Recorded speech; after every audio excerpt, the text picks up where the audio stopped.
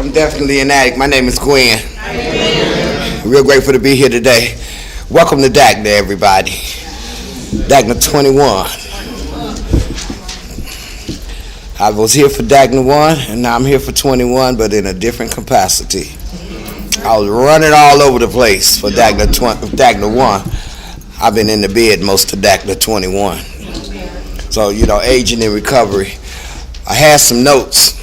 I left them in Atlanta. So, when you get a little older, you forget stuff. So, I'm going to take it straight from the hip.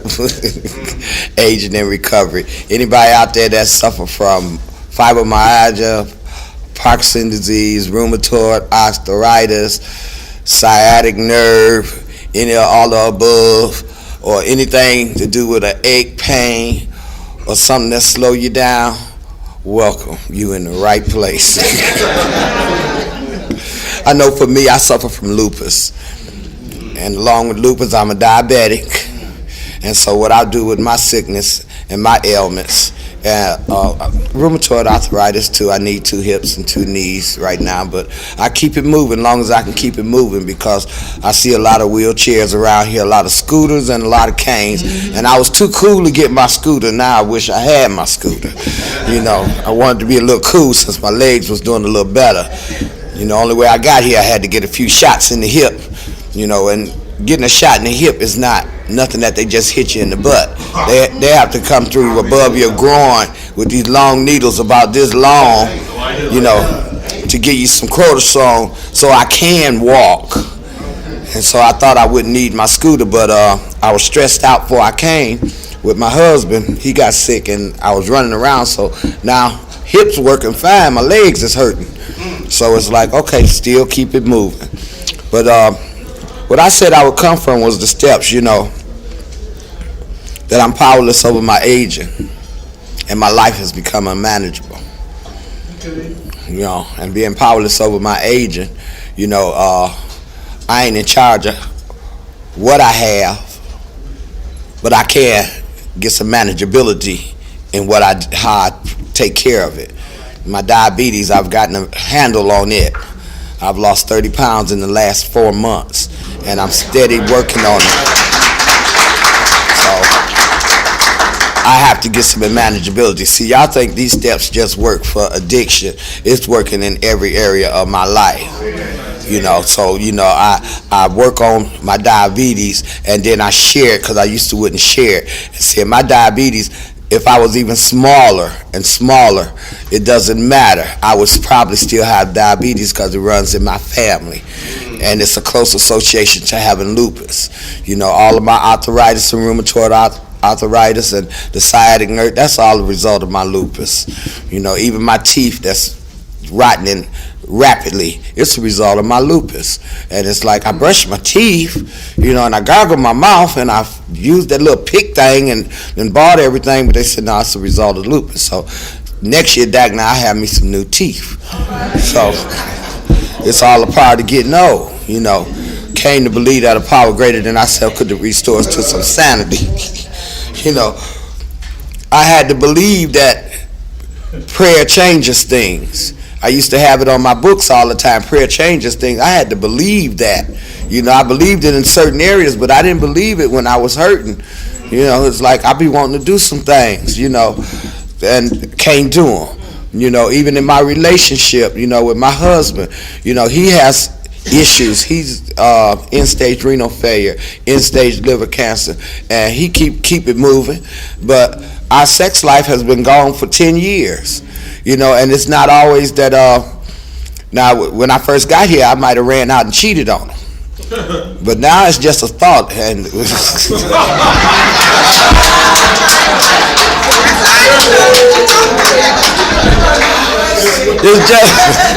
it's just a fleeting glimpse.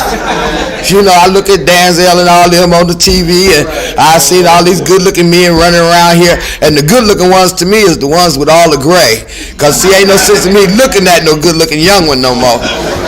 My motto used to always be, I want an old man with young ideals. Frankly, it's like, move over. I don't want you near me in my bed. I want the air conditioner on. Now wait, turn it off and turn the heat on. You know, aging in recovery has its pros and cons, just like this program. You know, this program has afforded me a lot of things to do, but being aged in this recovery and in my relationship, some days it'd be like my husband have to wait on me. You know, and he say, well, we might as well get the road to the old folks farm. And it's like, yeah, that's the next step. You know, we haven't got to the old folks farm yet, but I did take about, in November, I passed out in church. And when I passed out, it was a good thing because they found a aortic artery that was about to burst in my abdominal. And I had to have a stent put in the back wall of my heart, and they had to fix that artery, and for 2 weeks I didn't know anything, and I thought it was Monday after I passed out in church, but it was 2 weeks later. And my daughter said, Mama, that was 2 weeks ago. And I looked up and I seen all my kids, and all my kids stay in Detroit and 2 in Atlanta, and all of them was down there. And it's like, wait, was I ready to check out? You know, and yeah, they said I was ready to check out, but I'm still here, y'all. You know, and that's for awesome God. You know, and even with going through all of that, I made a speedy recovery, because I got out the day before Thanksgiving. I done been to Detroit twice since then. You know, so it's like I had to come home, y'all. I miss home a lot. I can't live here. It's too cold here. I can't. I hurt whenever I come. Even now, the weather changed a little bit, and I think that has a little bit to do with my legs today, but I just can't stay here. And if it keep getting cold in Georgia, I'm going to go a little further south, because I can't stand no cold, y'all. And that's part of aging in recovery. You know, even with the kids, I had to learn some things aging in recovery, that just because I get a pension and a Social Security check, that don't mean that whatever's left over is for the kids. And they all grown.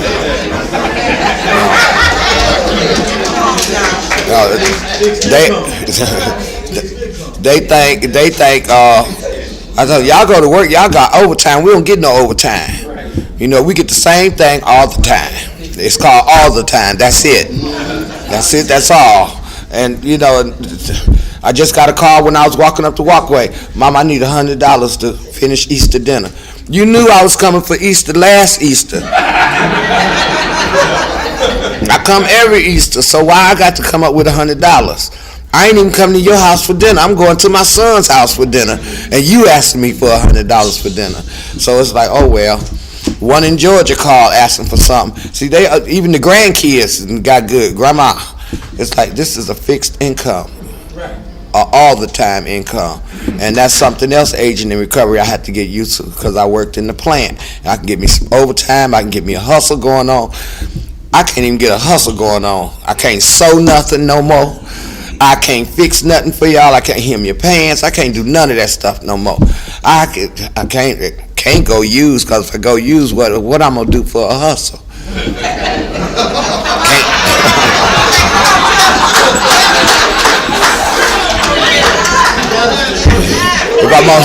I mean, you know, trying to sell my body, I can't hardly move my legs. Can I get my legs up? Let's know, get to the corner to get it. You know, I don't want to get out the car to pump my own gas. So how I'm gonna pump your gas? Can't y'all see me just sitting on a milk crate saying, finish pumping your gas and give me your change? You know, I can't even hustle no more. You know, so it's like, I know for aging in recovery, it's taking its toll. I came in recovery, I was 30 years old. I'm 58 now. Well, 57, I'll be 58 next month. So, you know, it's like, when I get 60, am I going to be able to move at all? Yes. But see, they got a lot of mechanical stuff, so I'm grateful that I kept my job. They kept me. I didn't keep it. They kept me for some reason, because I was totally unemployable. But I got some insurance, and I can get these mechanical things, you know, for my hips and my knees, and get my heart another stent in and carrying on. Because I really believe if you don't have insurance, they get tired of you, and they just quit putting stuff in you. You know, I really believe that. You know, and when I was taking my inventory, I found out I got a lot of good things going on with me. You know, I'm a good, dedicated church member. I'm a good, dedicated sponsor. A good, dedicated friend. You know, I got some things going on. I'm a good, dedicated wife. And that's real unusual, because see, what worked for me in my first few years of recovery don't work for me at 26 years clean. You know, it don't work like that no more. See, my legs probably is in bad shape from wearing them little short skirts. Them first 5 years, because see, I couldn't get nothing together the first 5 years. They told me just don't use, and that's all I did. I tricked in here the first 5 years. I hustled in here. I stole. I did most stuff the first 5 years clean inside the program that I did when I was in the streets. I wind up homeless in the program. I didn't get homeless in the street, you know. But see, that don't work for me today. Can you see me homeless today? I can't hardly walk on the concrete, let's not lay on it and try and get up. But you know, through the grace of God, God has afforded me, like I said, a lot of good things. My daughter moved me in with her, and that was something I had to get some acceptance with. You know, I don't want to move with you. I ain't old and decrepit yet. You know, let me go to the senior citizen home. She said, no, I know my daughter loves me very much, very much. She said she didn't want to be that far away from me if anything ever happened to me again. Because actually I fell out in church. I was right next to her. And so we're going through all of that, and she stayed at the hospital for 2 weeks. She didn't go home. She didn't go to work. She didn't go nowhere. She stayed right there. So I know I must have gave her a real good scare. And she moved me in with her. Agent in recovery, I had no say-so, because she went to the rent lease office and told me she finna break her lease. She went to my doctor and said, I need a letter so she could break her lease. And it's like, I don't know if I want to live with you. You know, she don't smoke, I smoke. Can't smoke in the house. She don't like dogs, I got a dog. So I just knew I wasn't going. She say the dog can come, Silky can come. It's like, oh, she's serious, you know. So we all in the house, and you know what, y'all? It's working out just fine. It's working out fine. She got her upstairs, where she moved her whole house upstairs, and I got the downstairs. We don't even see each other. She's gone from 6 in the morning to 7 in the evening, and I stay gone from 8 in the morning to about 4 in the evening. And we don't see each other but at the dinner table. So, you know, it's working out just fine. That's what Agent in Recovery has done. It has went flip. Usually the kids run back to mama. Now mama is with the kids, you know, but I don't know if I can stay with the rest of them like that, because they always needy. They need this and need that, even though I don't live with them. The one in Georgia ain't called me for nothing, but these up here call me for everything. So, okay.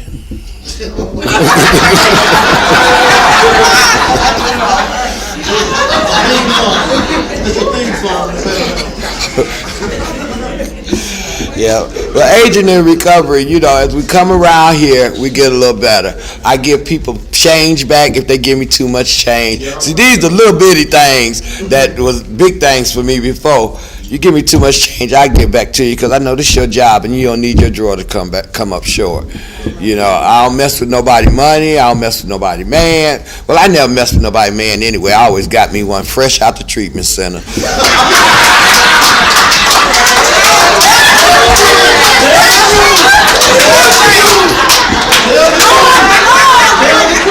Fresh out the treatment center. So I knew it was mine. Took him home with me, bought him some clothes, and I didn't buy him no Goodwill clothes, because I had to dress him up, fix them up. I thought they was Kelly services, somebody sometime, or Clay dough. I fix them up, make them up, and by the time they get 30, 60 days, their usefulness was over with, you know, because they didn't know if they wanted to stay here or not. And I knew I was staying. You know, some of them used on me, and it's like, oh, you can't stay here. You know, now, if you using, I don't even want you to visit me. You know, I used to take you home, and if you was laying it right, you could stay and use. You could use, then you could stay. You know. What you tell me, Vicky? Can he get a job by Thursday?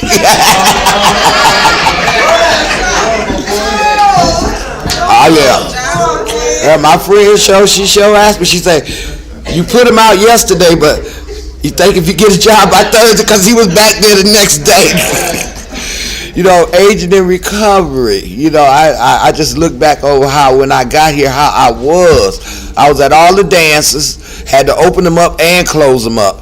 Dancing Mount Zion parking lot with the radio until Ron got through packing up the car and carrying on. Yeah, because I still carried a gun, and I thought I was supposed to protect Ron while he packed up his stuff. So I had to dance in the parking lot and stay there till Ron left. It's crazy.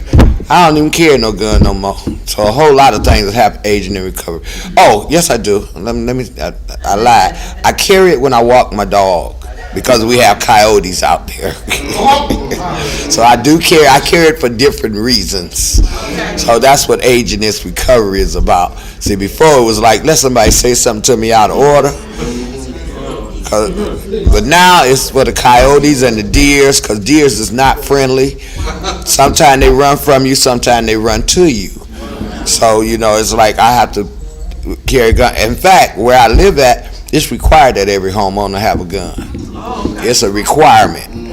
This and that, and it's for that reason. And now they talking about they don't want no gun. Nobody have no guns. I need a gun for the coyotes. Yeah, because see, dog gone. He had a dog because I'm gone. And he get too close to me, I'm going to have to shoot the coyote then. But my first instinct is to run. And see, being aged in recovery, can't run too fast, so I get me a good aim. Yes, that saying where they said a good run is better than a bad stand don't work no more. I ain't got no good run. I even left out I'm asthmatic also. So, it's like good run ain't gonna work because I'm gonna give out of breath. So my eyesight is leaving and the reading glasses is refusing to work. Why Dwight leaving? He better come on back in here because he's finna get up here in a few minutes. Because aging in recovery, I told him I was going to tell y'all. I forgot what I was going to say. Thank you for letting me share. He said, no, I got to say a little more than that. But my memory is bad. The doctor have told me that since I've gotten comfortable in my own skin. And so as I've gotten older, I read a lot. And I go to meetings. I still make 90 and 90 as much as I can. We don't have meetings where I live at in Atlanta. I stay on the outskirts where I live at. We don't have a lot of meetings, so I have to go when I can. And now where I live at, I found some meetings around me, so I try and make 90 and 90 all the time. And I don't share all the time. And I guess you all hear me stutter every now and then because my words, I hear them, they come, but it gets slow because the doctor said I don't talk enough.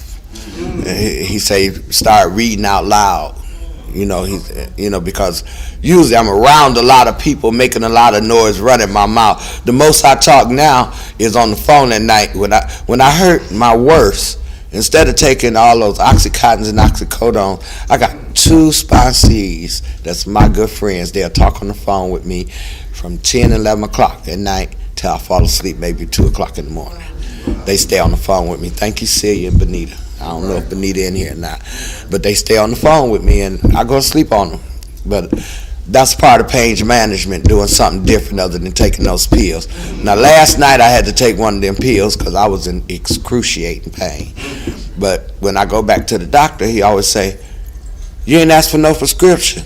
He say, I have patients that come here on the 29th day trying to get the prescription. I say, I don't need them because I've learned pain management. And when they get excruciating, I'll take one. So my pills last me 2 and 3 months instead of 30 days. So, it's like all that, I call it a myth when they be saying, well, the doctor had me on these pain pills and I used. No, you use because you didn't follow directions. My pain pills just take one every 8 to 12 hours. I take one every 8 to 12 days because they got a thing called pain management, and Motrins and other things that you can take before you get to the real deal meal. And I've never had a problem with pills, but I know what they can do because on the bottle it's plastered on there, can be addictive. So I don't need nothing that can be addictive taken every day. So through the grace of God, I have sleep apnea. I can't sleep at night. I got to put a machine on my face.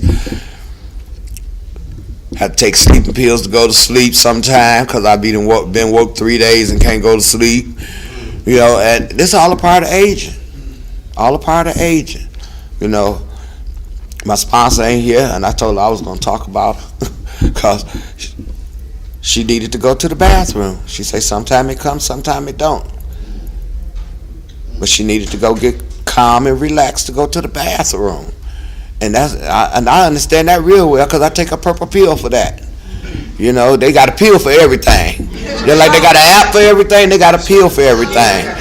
But I trade it all in for that purple pill because that purple pill keep you regular. It's bad when you can't get regular. And if you don't know what I'm talking about, keep living. I don't just go to the doctor. I go online and I read up on stuff, how your bowels get lax and the elasticity go out your bile ducts. And when the elasticity go out, you need some help to make that stuff come out right. And especially you men, a lot of y'all diseases come from you not cleaning yourself good. You feel like you went and it's okay. But I found out that I really believe the only reason a lot of us are here is because our parents gave us castor oil every now and then, cleaned us out, and they gave us all the black draw and the good stuff. See, we don't do that no more. In fact, lots of it, they quit selling it. So, I believe that's the only reason, because nowadays everything is microwavable. I don't microwave my vegetables. I get fresh vegetables and I cook fresh vegetables because we've gotten older and take care of my husband. I've been taking care of me. Because one while I was cooking 2 meals, cook his one way and take mine over here and put a little more salt in it and this, that, and the other. And now whatever he eat, I eat it too. Because, the doctors gave up on him 7 years ago. He's still here. He was at the casino last night from 10 o'clock to 3 in the morning. Somebody took him. He can't do a whole lot for himself, but he's still here and he still get around. So, I can't fight with that. So aging in recovery, haven't had that spiritual awakening. I didn't walk through all the steps, but those were the ones that just came to mind. But haven't had that spiritual awakening. The spiritual awakening is that when I wake up in the morning, most of the time my post is, hey y'all, I'm still here. Hey y'all, I woke up. Those are my posters on Facebook. Because, hey, anything else is a gift. Once I wake up, anything else is a bonus. Benefits. You got to get up and wait for a minute before you move. Make sure all the bones connect together. Everything is working. Then move. You got to go to the bathroom 5 minutes before you got to go. Go while you're thinking you got to go. Because if you don't think while you got to go, man, if I don't take my insulin like I'm supposed to, it'll be a terrible shame. I'm going to share this and I'm going to shut up. I didn't take my insulin once coming up here. And the snowstorm came. And we got snowed in Tennessee. But from Georgia to Tennessee,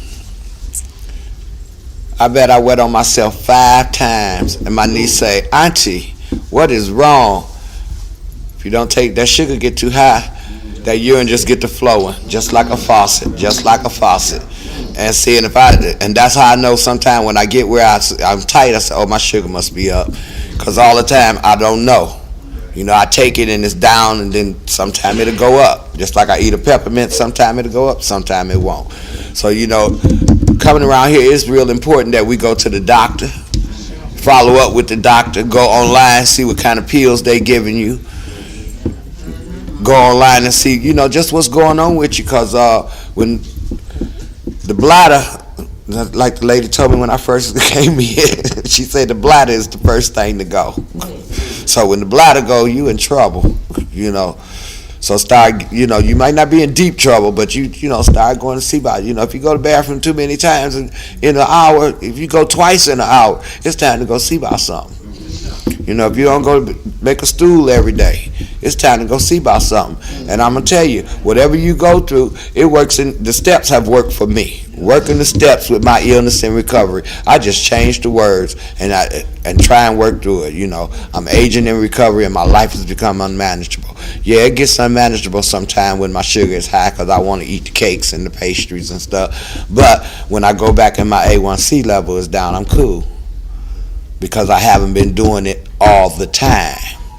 I'm not rationalizing it. It's just that my A1C level is good, and I'm real proud of that because it took them about 3 years for them to say, oh, your A1C level is excellent. So maybe one of these days it'll get down where I don't have to take this insulin no more. But through taking 9 pills a day and insulin 3-4 times a day, whenever I eat, I have to take insulin.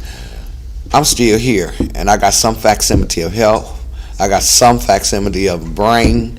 I still can give at the church, and I'm talking about give of myself, not money, give of myself. Having asthma, still smoking, I'm still praying on it. This convention here has been the best convention really for us that's smoking. I think I went through maybe 5 or 6 cigarettes. So, it's like, okay, my legs won't let me walk outside too much. And so it's like 5. I'm living with my daughter, can't smoke in the house. So I know it's coming soon. But I don't have a desire to stop smoking. I didn't have a desire to stay clean either, but I kept coming until I got the desire. So I'm going to keep working on my cigarettes till I get the desire. With that, Dagna, thank you for having me here. And I appreciate everybody that came in here to hear Aging in Recovery. Thanks for letting me share.